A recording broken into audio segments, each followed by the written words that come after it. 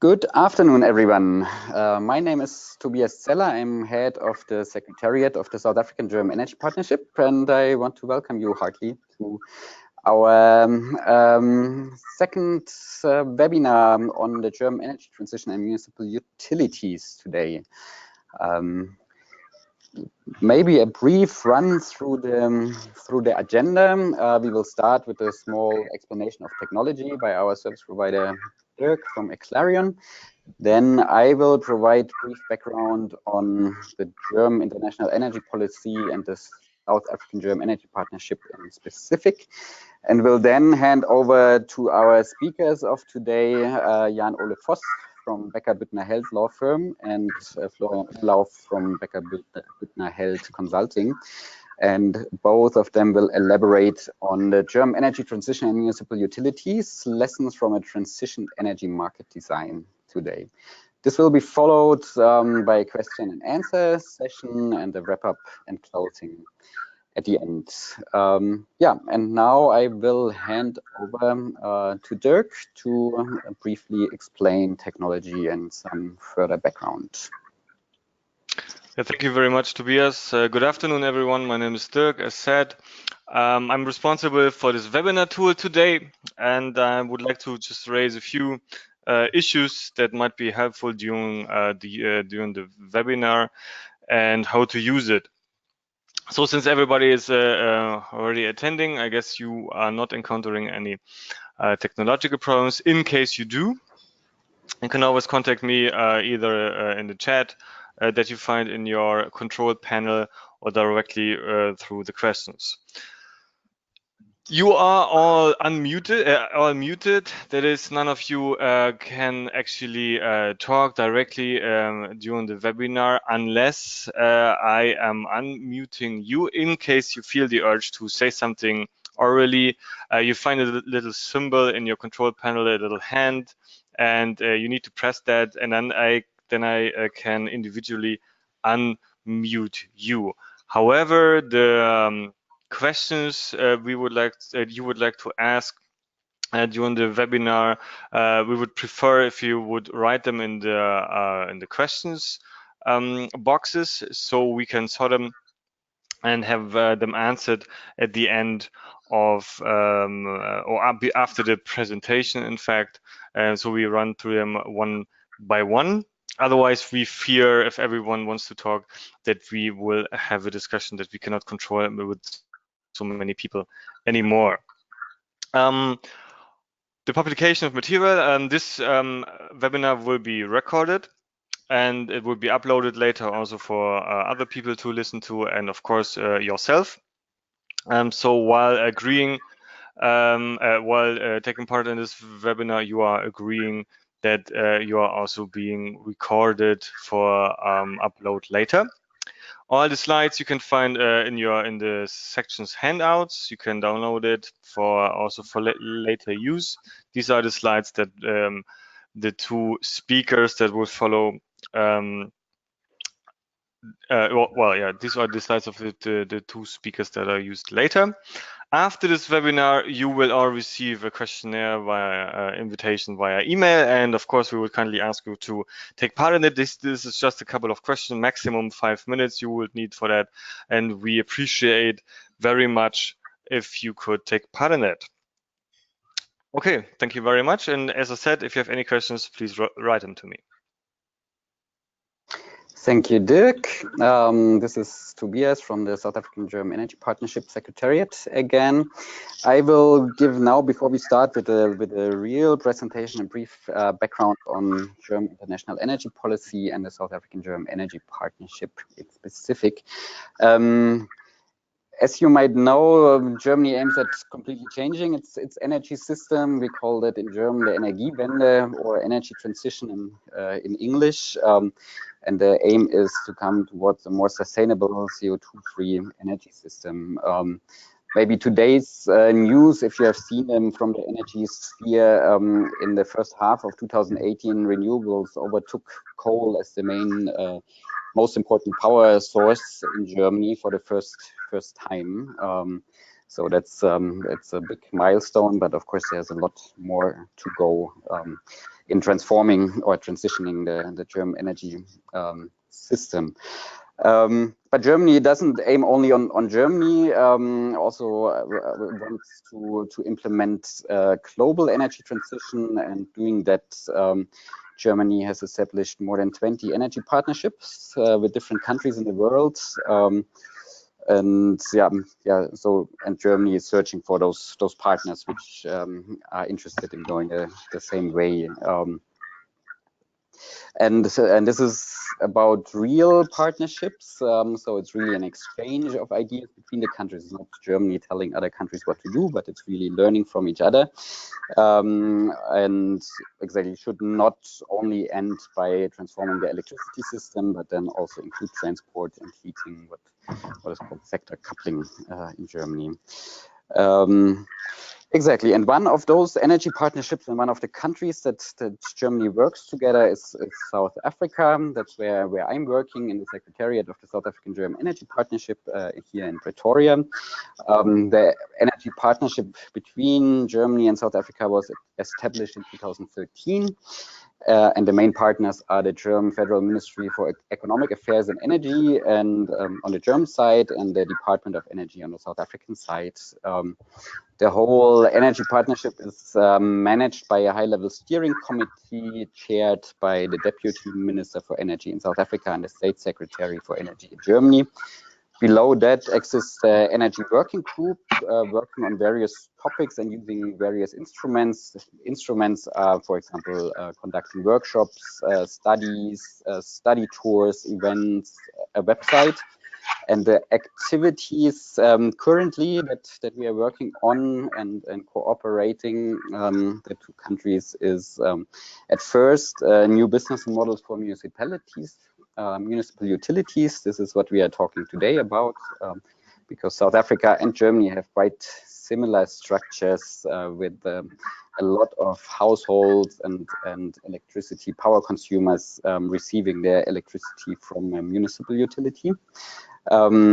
So that's one of the topics. A second one is hydrogen and fuel cell technology, where both countries as well have a lot to share. The third one is energy efficiency. A fourth one, research cooperation between institutions of both countries. And the fifth one, which plays a role in all energy partnerships, is then private sector cooperation between companies from the both countries. Okay, that just as a quick overview. The ones of you that participated last week on our webinar, where it was more on what the energy transition and the shift to renewables played a role for municipal utilities, will have heard that today for a second time. So yeah, now I want to hand over to our speakers today, so to Jan Ole Voss and Florian Umlauf, today to speak on the German energy transition in municipal utilities, lessons from a transitioned energy market design, so with the focus of unbundling, liberalization, and these kind of topics. Thanks a lot so far.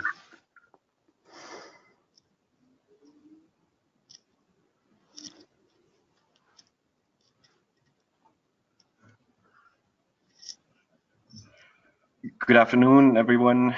My name is Ole Voss. I am a lawyer at Stadtwerke Büttner Held, and I am going to present today's webinar together with my colleague Florian Umlauf.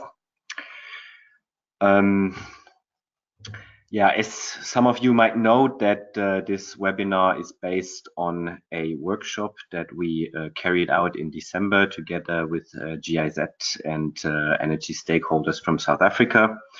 And the idea was to, well, take the most important elements of the workshop and the workshop discussions and present them to a broader audience. So, well, yeah, that everyone can see the points we discussed there and have a look at if there's something which is interesting for the relevant country in which you're based. And it is not so much about, well, learning lessons from what happened in Germany, in the sense that you should copy what we did in Germany, but it's rather a question of finding out which of the elements we changed in Germany might be also useful for you, or which elements were mistakes that should not be repeated by you and the relevant countries. This is the second webinar. In last week, we started with the first major disruption of the German energy sector, which was the deployment of renewable energy and the restructuring of the market from a very central market to a decentralized market. And today we're gonna address the second major disruption of the German energy market, which is the so-called liberalization. So that's what we're talking about when we say a transitioned energy market design. So the energy market transition from a monopoly system to a liberalized system based on competition. And today, first, we want to quickly show you what liberalization means and what the general impact of liberalization on energy markets is. Then second, how this impacted on the business models of utilities. And finally, then, what are municipal utilities doing to address these new challenges, and how are they changing their business models? Next slide. Well, just very quickly, we are a law firm and a consultancy from Germany, working very specifically on the energy sector in Germany and Europe. And yeah, next slide, please. That's me. Next slide. Yes, so we start with the basics of liberalization. So how do we get from a monopoly structure to a regulated market as we have it nowadays in Germany? Next slide.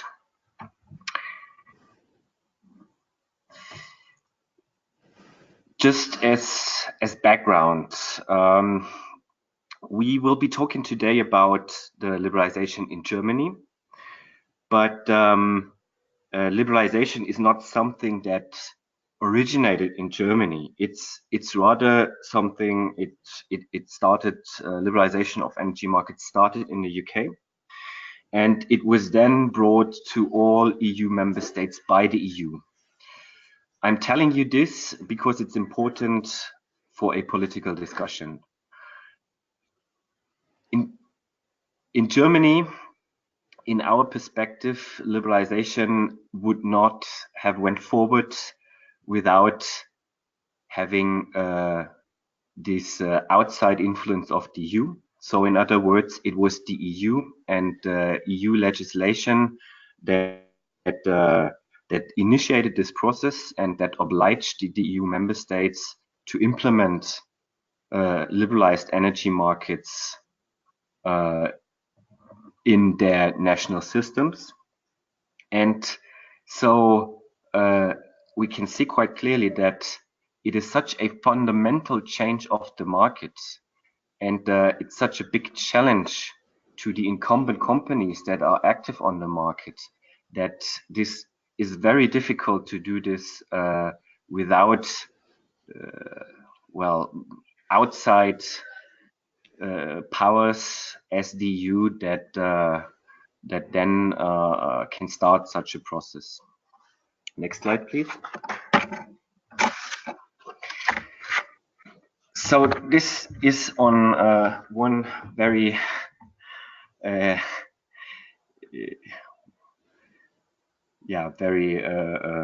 condensed slide. You see on the left hand, you see the energy sector before liberalization, what we call the old world, or what many companies or employees of companies that were active back then call the good old world. And on the right hand, you can see the system, how it works after liberalization. So let me start with the left side. So how was the system? How worked the energy system before liberalization? That's a classical monopoly structure. So we start at the bottom. There you see the customer. And back then, the customer had absolutely no choice. There was one company that supplied energy to the customer, and it was the only company that supplied energy to the customers. There were only integrated companies that were active on the energy market. Integrated company means that these companies are active at the same time in generation, transport, or what some of you might call the wheeling of energy, and also in transmission, distribution, and supply of energy. So on each level, on national level, on regional level, and on local level, there's one single company that operates the grid and at the same time supplies the energy. These integrated companies between themselves are bound to each other via long-term contracts. Back then, a contract with a term of 20 years was totally normal. So it's a very closed system, but this must not be a disadvantage. So on the one hand, it was a very stable system. It produced a good income for the participating companies, and it was very good for investment in energy infrastructure because the conditions were very stable and the revenue of companies was secured. On the other hand, there were, of course, no new market entrants because no party, no new company could enter the market because it was such a closed system where everyone was bound by long-term contracts. It was a system that tended to become very inefficient because there was no competition, and at the same time, companies had no incentives to be innovative or to start any new business model or to make new developments. And finally, when we come back to the customer, and that's where the circle closes, the customer, had absolutely no choice. He was bound to its single supply company, whatever the prices were. So that was the old world, that was the monopoly system. Now, what did we change? There are two basic changes that are inherent to every liberalization. First is you separate the monopoly from supply and trade. So you separate grid operation from supply, trade, and other activities. That's what the so-called unbundling is about. So the integrated companies that formerly were active in grid operation and supply and trade at the same time, nowadays are only allowed, as long as they are grid operated, to be active in grid operation. So all grid operators, we see this on the left side, all companies that are active in grid operation, in principle, are not allowed to be active in power generation or trade and supply of energy. At the same time, the grid operator is obliged to grant access to the grid, to the monopoly structure, to any market participant that wishes to access and to use the grid on a non-discriminatory basis. So as a consequence then, and that's what we see on the right hand, all other activities besides the regulated grid operation take place under competitive conditions. And suddenly what happens? New market players enter the system. Companies are incentivized to be innovative, to think about new business models. We have a higher efficiency, and suddenly customers, consumers have a huge choice of different companies that supply different services to them. I can give just one example for the supply of energy. Formerly, as I said before liberalization, you had, as a customer, you had one single supply company. Nowadays, in a ordinary German grid area, a customer can choose between 80 and 100, choose from between 80 and 120 different supply companies. So you can see that there's a very high degree of competition has developed there, and many new companies entered the market. Next slide, please. With this, that's the basic separation I was talking about. So to make this a bit clear in a graphical way, you can see that the physical transport of energy, of electricity and gas, is completely separated from the trade and sale of electricity, of energy. Whereas the physical transport via the natural monopoly, the grid, is done by the grid operator. The trading and sales can be done by all other market participants that are active on the market. And it's done via a balancing system on a totally virtual basis. So it's completely separated from the physical transport of the energy. Next slide, please. Next slide, please.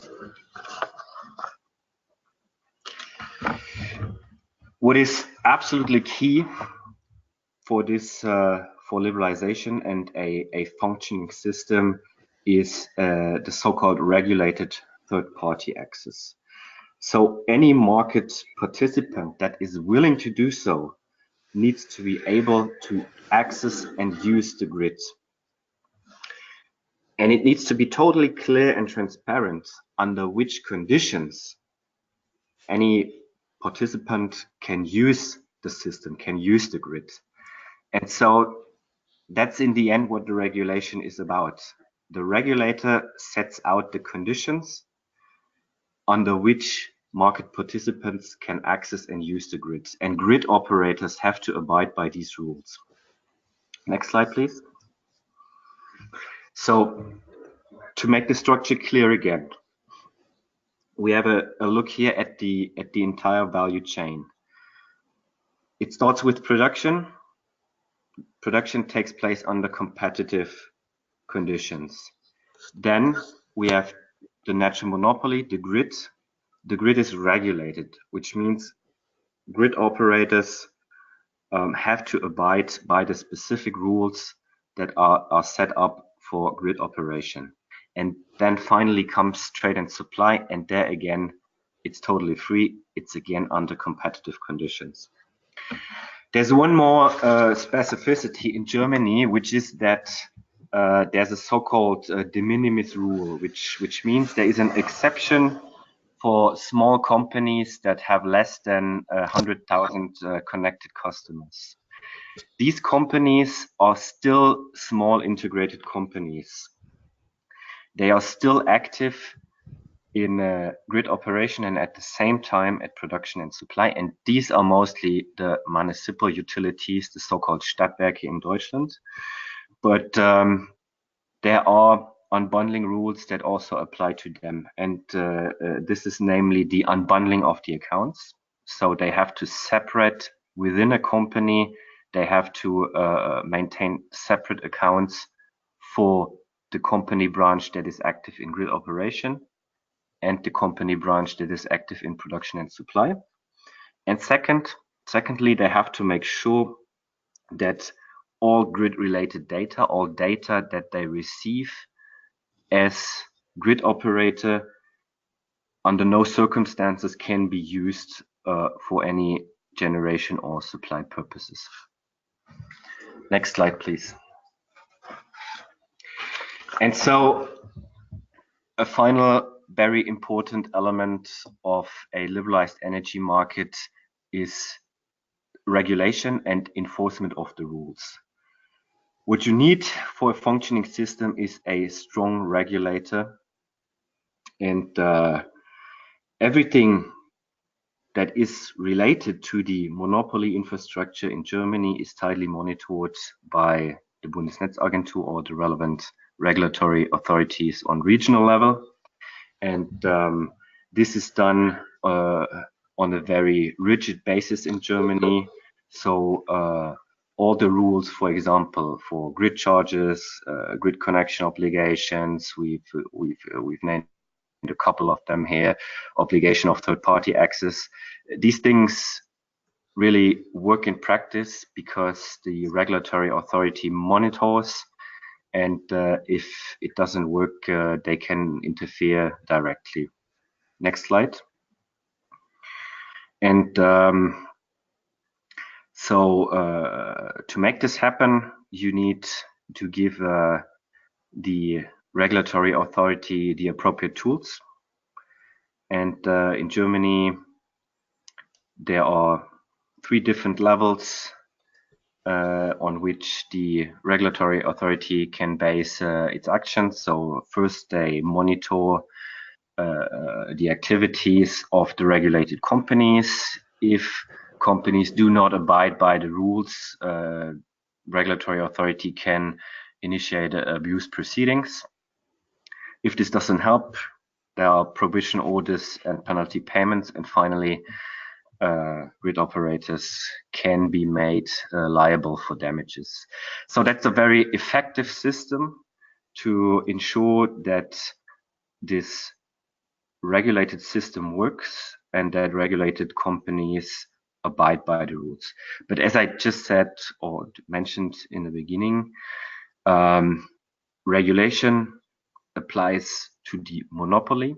So this is regulated very tightly in a liberalized system. On the other hand, the competitive areas, the competitive branches, they enjoy much more freedom.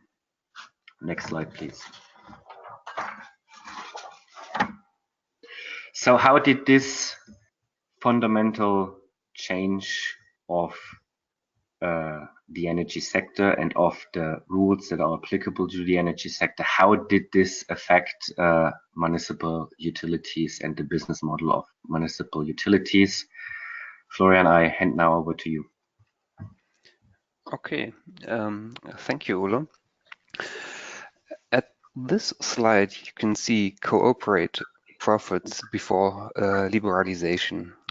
This shows, as Ole said before, the old good world in 2007. The perspective of the good old world, yes, may refers to the perspective of the older incumbents who made very good profits.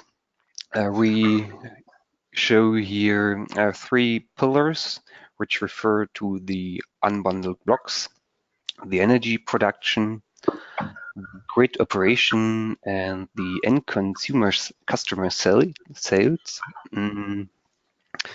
The energy generation, you see here the fossil power plants and the renewable power plants with very attractive high returns, which are the highest compared to the other blocks. Here you see we mark them all green because we will compare it to the new situation later on.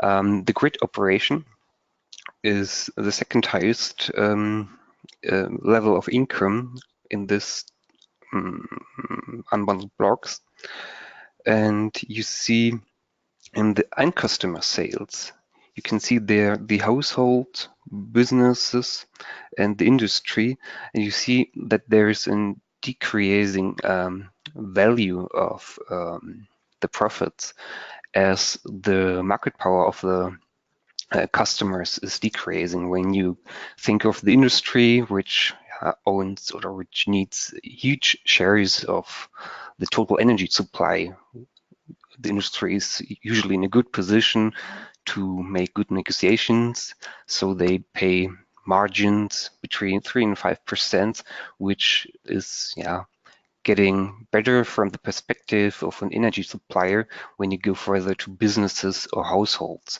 which paid much more to the profits at the end. Yes, and at the level of the grid operation, you see the difference. We distinguished here between electricity grid and the gas grid, which made in the past 9% profits, and the district heating, which is a bit higher. So now it's getting interesting if we compare it to the situation today. This is shown on the next slide. Yes, thank you. The sales margins decreased here in almost all stages of the value chain. Well, the hardest situation here tackles the energy generation. You see here even currently negative return on investments or on equity. The fossil power plants, as they are now in a situation of an open market where they have to sell their energy to a much wider public, or to a public on an energy exchange,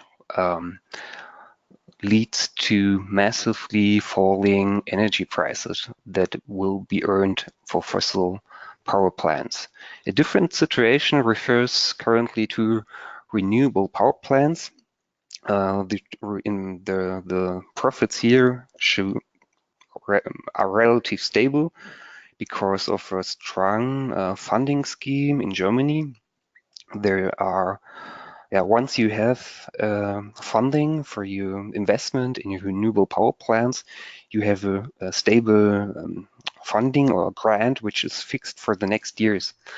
However, if you build up new installations later on, so you are coming to today, it's decreasing because of the funding scheme, which sets incentives to technology-driven improvements in power generation.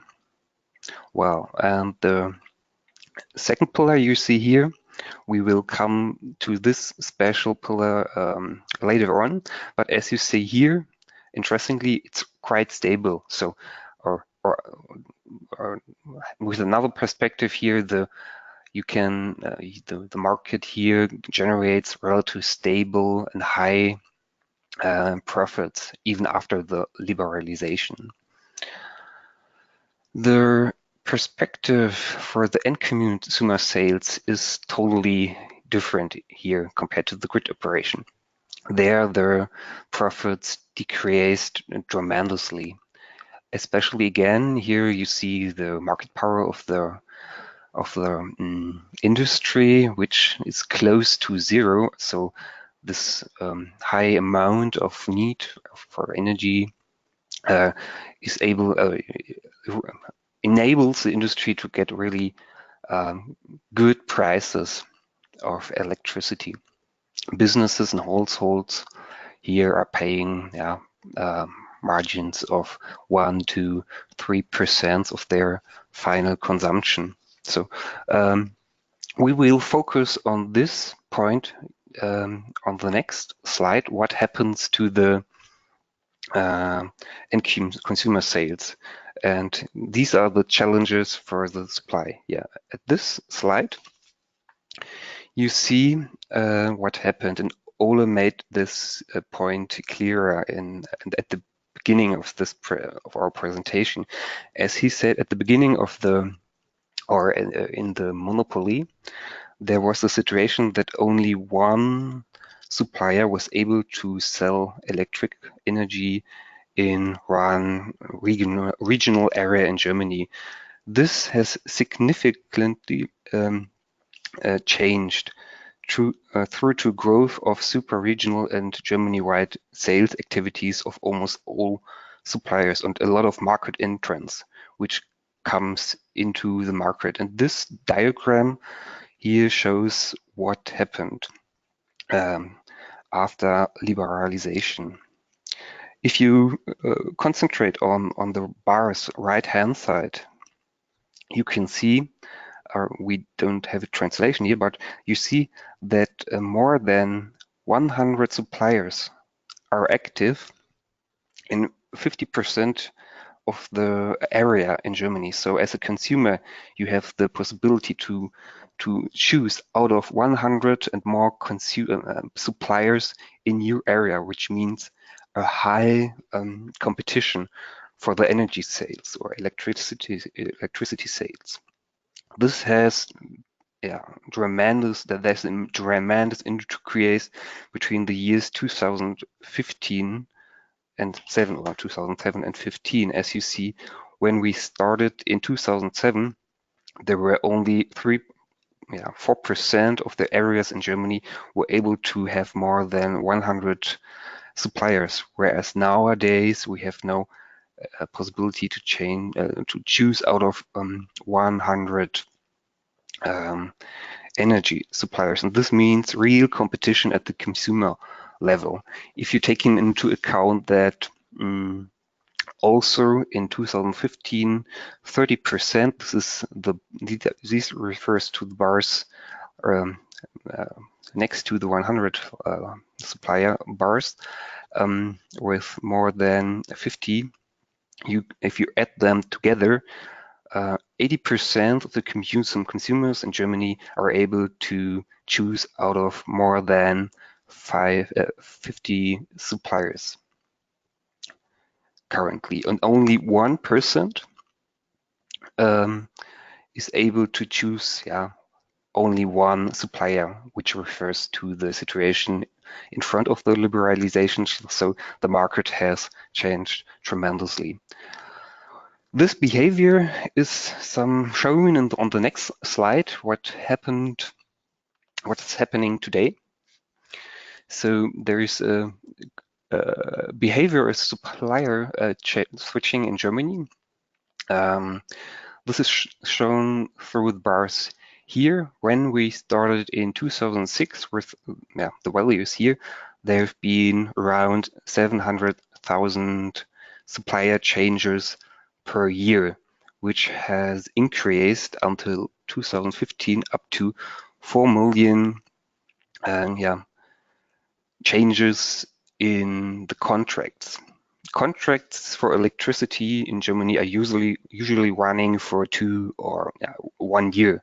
So afterwards, each customer is able to make a decision to stay in the contract you are currently in, or you are able to change your supplier.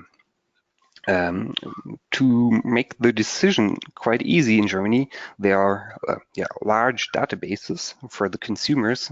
They are not offered by the public. They are also run by companies, which shows the tariffs which are available in their specific area, and the consumers are able to compare the different offers for their special need. And the websites also provide to deal the full process of changing the supplier. The consumer only needs to set in the name, the address, maybe the current consumption of energy on the meter, and the number of the meter. And then the full process is carried out by the companies, so that the switching behavior of the consumers is nowadays really quite easy. Okay, then we come to the next slide, and for this I will again hand over to you, Ola. Can you make the next slide with the cost-based tariff approval? Yes. Okay, we come back to the regulated activity. So you remember the grid operation, and as Florian just explained, this grid operation remains the profitable business part of municipal utilities. There is still a stable rate of return of about 7%, as just shown by Florian. And now, why is this so? Formerly, under the monopoly system, prices were fixed by the integrated companies rather freely, which means based on a rather generous cost plus approach. And now, after liberalization, this system has not changed so much when it comes to the grid operation and the grid tariffs. So nowadays, there is a regulatory framework within which this determination of grid tariffs has to take place. But other than that, the basic system is still the same. At the beginning of liberalization in Germany, there was a so-called rate of return regulation, where the regulated revenue basis was in the end determined by all the costs of a grid operator plus an appropriate rate of return. So it was kind of similar to the system before, but nowadays there was a set of rules you had to abide by, and the calculation was assessed by the regulatory authority. So once every 4 years, the calculation had to be submitted to the regulatory authority, and the regulatory authority had to approve the calculation. And so liberalization just introduced an additional level of assessment. But other than that, the grid operation, the grid sector, remained rather untouched. Nowadays, and we did not include this slide because this will become too complicated. We have a type of incentive regulation in Germany, which requires grid operators to increase their efficiency over time. And yeah, there are currently growing problems which are related to what we discussed last week, to the deployment of renewable energies, which would require that the grid infrastructure is expanded at a similar rate to take in all the new renewable energy production that grows massively in Germany. And that's a bit a problem the grid operators are facing currently. So the regulatory framework does not incentivize investment in new grid infrastructure, and it's not about it's not up to the market to decide if investment in the grid infrastructure is needed, but it's up to the regulatory framework, and that's a consequence of liberalization. And so currently the German legislator is working on modifying the regulatory framework in a way that investments in grid infrastructure becomes more attractive again for grid operators. Next slide, please. That's what the picture you've just seen. This is just the same. So we come to the final question now. Now, what are Stadtwerke doing? How did they adopt their business models, and what's different compared to how they acted before under monopoly times? And I will hand back to Florian again. Okay, thank you. So let us look at the next slide, please. We came from, before liberalization, we came over from a full integrated company having all business combined under one holding, one company. So which leads, and you see it on the left-hand side, the business fields before liberalization were mainly driven just by selling electricity, selling gas, water, and district heating to the customer. There was something need for a generation and some central functions dealing with commercial services, human resources, and the necessary central services. So this thinking of a company changed to a more value creation oriented thinking, shown on the left side. Now companies like municipal utilities are more oriented at the value creation. You see customer and market with sales. So sales addressing now as a perspective, from the perspective of the company, all fields which has been separated in front of the liberalization. Same is true to marketing. Marketing deals with each kind of energy related services, and the portfolio management and the trading floor. As a result of the unbundling, here the grid, these are the next blocks, are separated from the other business blocks, because you need to unbundle these, at least by count, from the production due to the liberalization.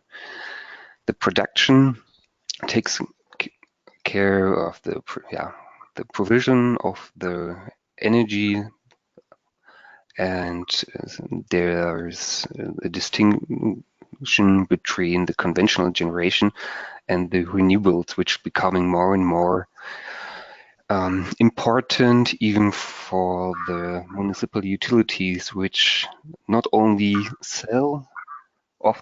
quite often sell the energy, just the pure electricity to the customers, but also deals with services like offering the installation of PV power plants or combined heat and power installations for the households, dealing the service of just do the installation, selling the installation, or even run this for them and sell the electricity directly to them. Well, and at least there's some cross-sectional functions to run the businesses. Here the fields refers to the commercial areas, human resources, facility management, and PR, public relation and communication. So the thinking changed to be more flexible, to react on new market options if there opens if there are possibilities to do new business models. They know by these organizational orientation will be able to implement them quite more easy. That's the main idea behind this reorganization before and after the liberalization. Yeah, so we can now move on to the next slide, the conclusion of all of these. Ola, will you do this part? Okay, yes. Okay, to sum up quickly, liberalization is a very fundamental restructuring of the energy sector and energy markets. Trade and supply becomes very competitive, and well, it becomes very difficult for companies to generate margins in these fields. So municipal utilities and all companies, all integrated companies that are active on the market, they somehow have to adapt their business models, and we think it's very important that they put their focus on the customer and think about what are the services that we could provide in high quality to the customer, and this also touches a little on what we discussed last week, that the sale of the commodity energy will become less important, and that utilities have to switch to a model where they rather provide services that are related to energy issues. So, for example, electromobility, digitalization, etc. We also might become important to think about partnerships, PPP with private companies, and well, there's a lot of room to improve, and there's a lot of room to become active, but it's yeah, it's indispensable to change and to address the new challenges. The only part that remains stable and that remains profitable and functions as before is the grid operation. There we have the regulation that makes sure that grid operators receive an appropriate rate of return, and so there's still one element of stability in the energy sector. Thank you very much, and yeah, we're happy to answer your questions if there are any. Yes, Ole and Florian, thank you very much. Are there any questions? Because I have no written questions during the entire presentation. I didn't read any. So, but if somebody from the audience would like to speak, then please raise your hand. I can unmute you, so you can also ask a question directly to both speakers, or use the box to write some questions. Yeah, maybe while the participants think about questions and start to write them. So this is Tobias from the Secretariat of the South African German Energy Partnership again. I would have two questions to the experts. The first one is more on the overall structure of this deregulation and liberalization. I mean, it was the EU that decided somehow to go this route. So Germany hadn't much to decide. So my question would be, what would you consider like a success, like that other or good practice that other countries that stand at the beginning of such a process could learn from and adapt, and which elements of the whole deregulation were maybe not to be repeated? So this would be my first question, and the second question would actually be like, what were success factors for municipal utilities, Stadtwerke, to stand their ground within this new system? So what did the very successful ones better than some that struggled or are struggling with this new landscape? Yeah. That also could be adapted by others. That would be my two questions.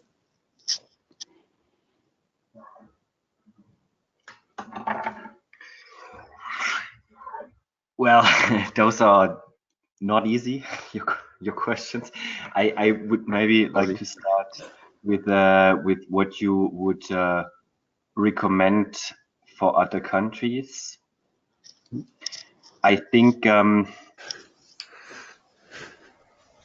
I mean, if you look at the overall results of liberalization in Europe, it is not so clear where the big advantages lie.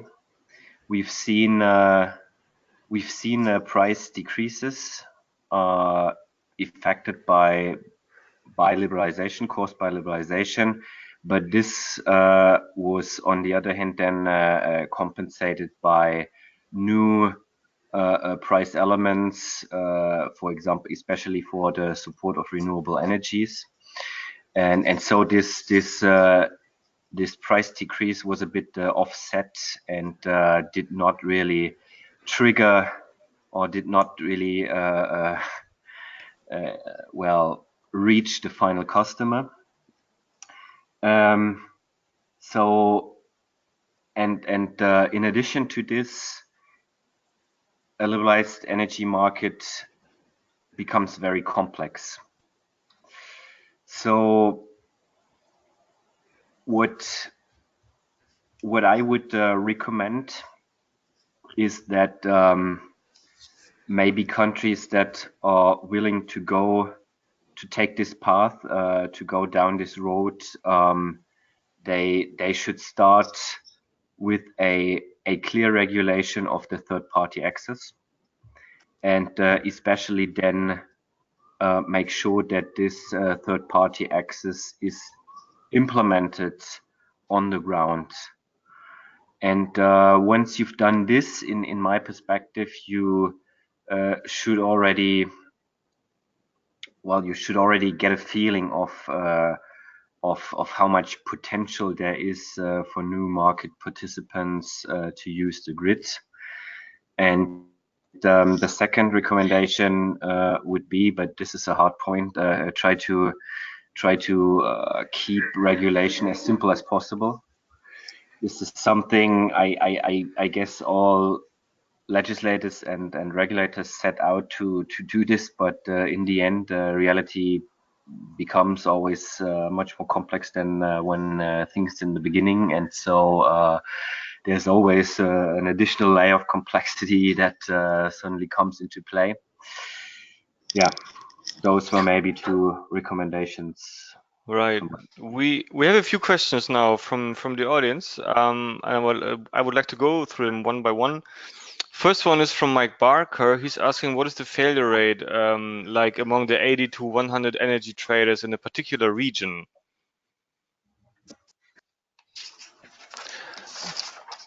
You know that? I'm not sure if I sorry get the question right. Are they? I understand. Are they economically successful? Those whose so as I get the question, is the point if those municipal utilities who are winning the new customers, if they are economically successful, right? Okay. And well, this is the main competition is carried out by pricing, and that's the main problem or the tackling thing here, because usually they pay huge entry sums to incentivize those customers to change to the new company. And this is a cross subsidization internally of the company. They expect to stay the new customers more than a single year. Usually they offer tariffs only for 1 or 2 years, and afterwards the tariffs are getting more expensive. It's quite similar here in Germany to, for example, mobile phone contracts.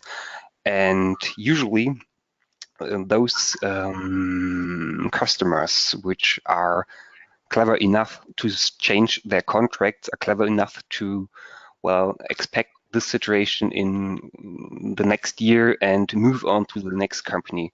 So these kind of customer group is not very, welcome at the municipal utilities. So the point is quite good. The business models behind are not always successful. In the past, you see some of those suppliers running into a bankruptcy because this kind of marketing to win new customers, which leads to insolvencies, and a lot of those customers paid a pre-tariff, so they paid the energy bills in front of the consumption, and they lost all their investment in this kind of from this perspective, and a lot of them came back to the municipal utilities, which have a good reputation in not running into a bankruptcy. And this is definitely one key factor municipal utilities can prove to the public. They are quite successful in basic supply, and they prove to be trustworthy suppliers. Yeah, okay, I hope. Okay. Thank you very much. Then I would, the next one, Songo Didida, he writes, or she, I'm sorry. Thank you for a super insightful presentation. In South Africa, we have unliberalized grid where the end consumer is already look at including renewables without a municipality. What advice do you have for the South Africa municipalities to mitigate this risk?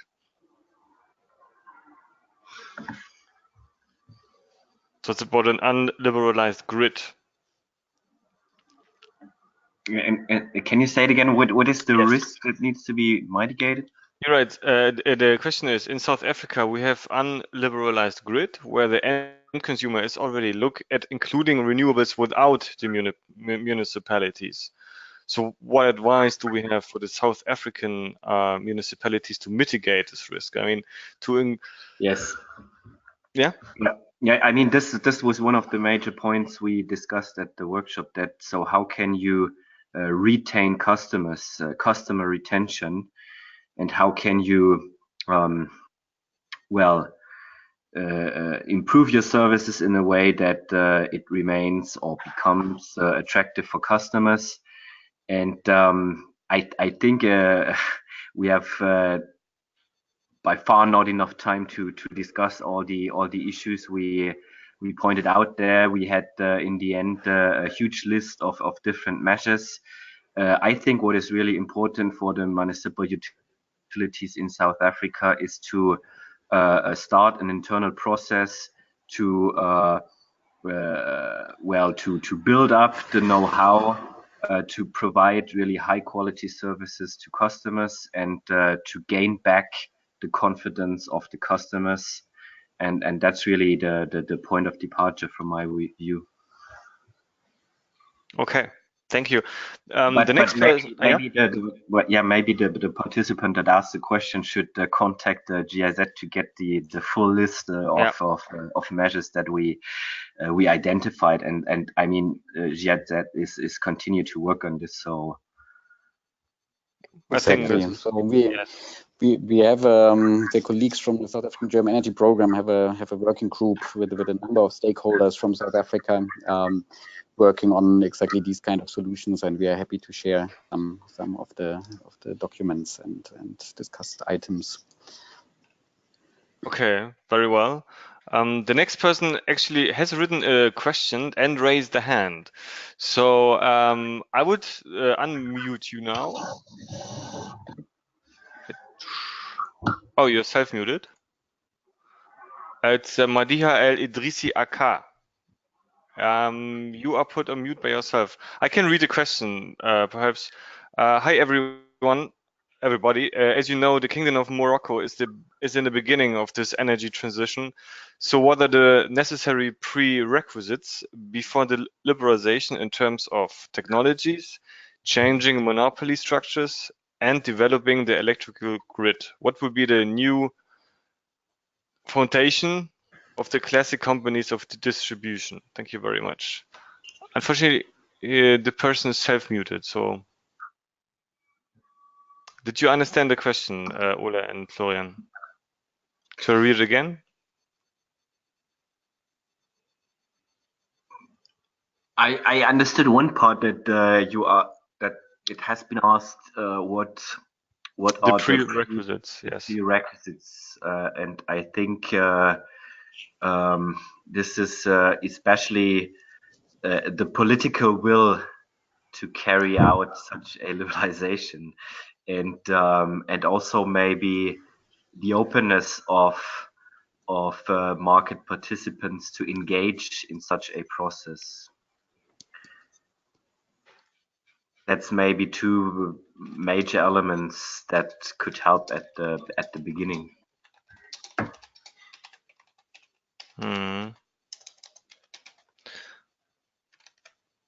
Okay. I hope this this was answered now. If not, please write again in the comments in the question box. One more question by Theo Winter. Do the Stadtwerke purchase energy from national, regional, or local IPPs for reselling, as it is the case with South African municipalities, or do they have to generate all energy themselves? Do municipality clients still have a choice from which IPP they can buy, even though they are supplied by the municipality grid? Yeah, maybe you can go back to slide 7. Well, yep. There you go. And there you can see,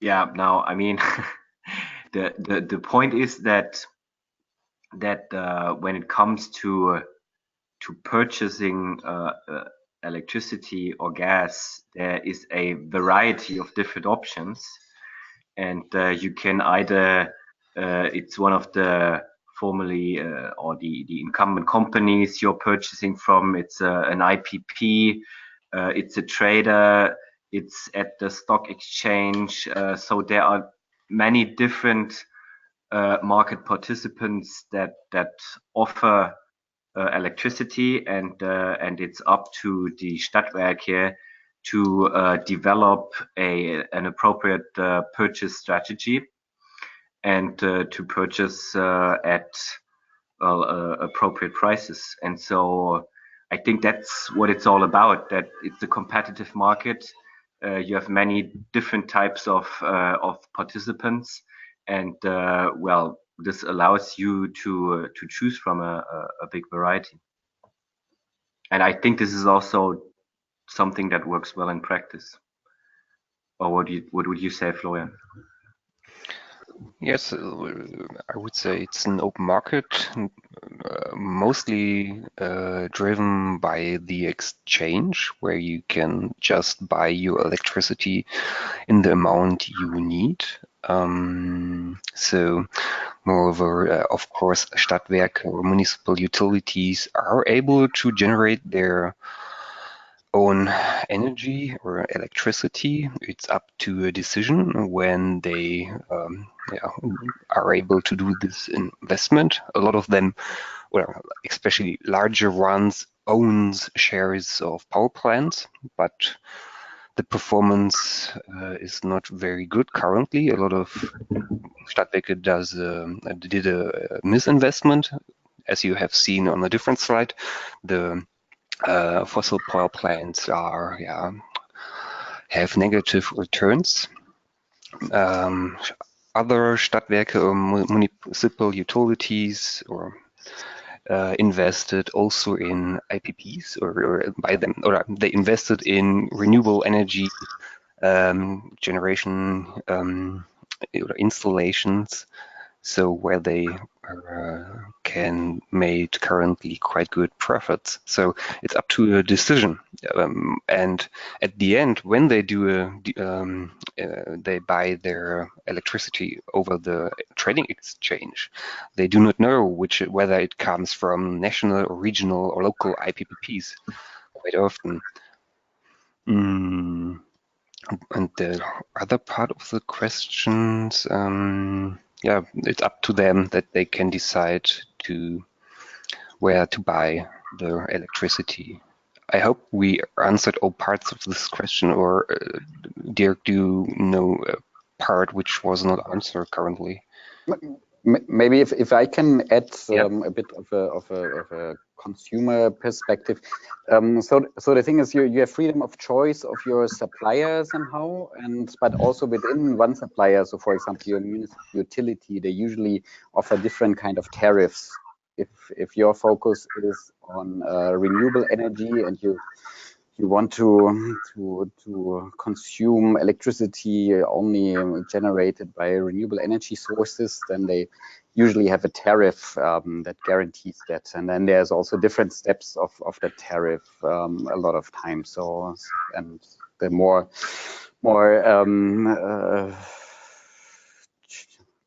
not challenging, but the higher the ambition is, the more expensive the electricity becomes. So you want electricity from renewable energy sources only younger than 5 years, then you pay, then the tariff is higher than with old hydropower plants or just a generation mix where coal power and nuclear. I have one more question from Mike Barker, who maybe touches this a little more.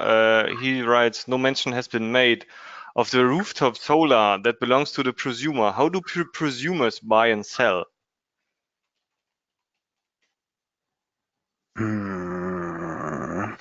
This is, if I take this question, this is quite a question of regulation in Germany, or what would you say? I would say there is an incentive in Germany which leads to the situation that it's quite often, or in the past, it was more attractive to sell the energy that is produced on rooftops to the open market, because you get high funding for this kind of energy, and you just buy it back using an electricity contract by the local supplier. The gap between both, a higher fed-in tariff, leads to this situation due to rising problems or the idea to foster more self-consumption. The fed-in tariffs changes through the last years, so there are now some incentives to consume this electricity by the households themselves, and they will get a premium on this self-consumption when they have rooftop PV solar. Yeah. Okay. Yes, maybe just quickly to add to this. So there is no net metering in Germany, because this is something that well, is very common in many other countries, and particular also in South Africa, but this does not exist in Germany. So well, yeah, it depends on then if it's cheaper for you to consume your own energy or to buy it from the market. Right. Thank you. There's I see a hand raised by Noura Hayri. I am unmuting you, so you're free to ask your question. Hello, I'm Noura Hayri from Morocco. I work with the GIZ on a project titled supported the Moroccan energy policy. So in Morocco, the Moroccan Office of Electricity and Water, which is the Moroccan utility, it produces almost 33% of the electricity, and the rest is either IPPs or renewable energy projects. And it is the only transmitter, so it has the monopoly for the transmission, and it is in charge of the distribution of almost 50% of the distributed electricity. I would like to ask, what do you think about this market, and how can you imagine the role of a regulator? Because ONE, it is the only transmitter, but it is also a producer and it is also a distributor. So if you can, from your experience, have any projection on the role of ONE in the future, because this role should be changed somehow.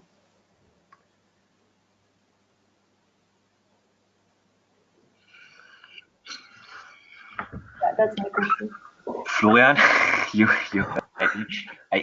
have to be honest that I didn't fully get the first part because the connection was a bit bad. Well, the first part, I was just giving a little bit background about the Moroccan Office of Electricity. So they are producing almost 33% of the produced electricity in Morocco, and they have the monopoly for transmission, and they are in charge of the distribution of almost 50% of the electricity. So this is not neither unbundling nor bundling, because they are still also taking care of the production. So I would like to know, what do you think about the Moroccan market, and how can you imagine the role of regulator? What about the case of those projects for ONE, which is at the same time the producer but also the transmitter? Now it sounds like it's still a typical monopoly system, and also probably a single buyer system. Is that true? Yes, exactly. Well, they are the single buyer, but now there are some laws, so industrials can buy directly from a private producer, and they should have a contract. But it's still a monopoly because at the same time, you really need to go through the transmitter, which is on A. So if they don't get this agreement settled down when on it, then they cannot, they cannot settle the contracts, the producer and the user and the consumer. Yeah, it appears a bit difficult now for me to predict any development without knowing the political and economic background. But maybe, I mean, we can propose that. I mean, if you just after this session or in the next days, if you just send us a short description of the major elements, and then we can discuss over the phone in the next days and see a bit where there would be elements that might require reform or amendments. If that's Yes. helpful for you. Yes, I think you're right. I thought just if you had any idea or in mind any country that had the same market and how did it evolve.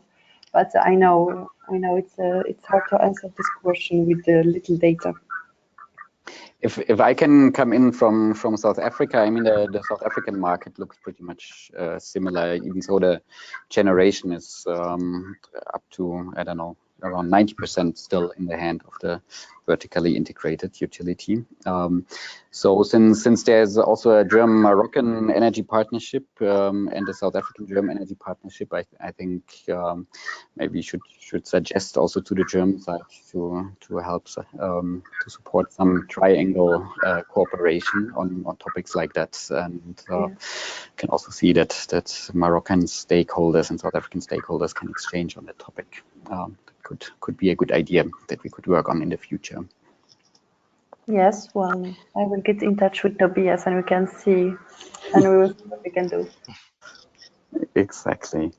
Wonderful. And now that I have the word, and I think there's no further questions in the system, let me briefly get back, and I hope you don't see all my screen now, but only the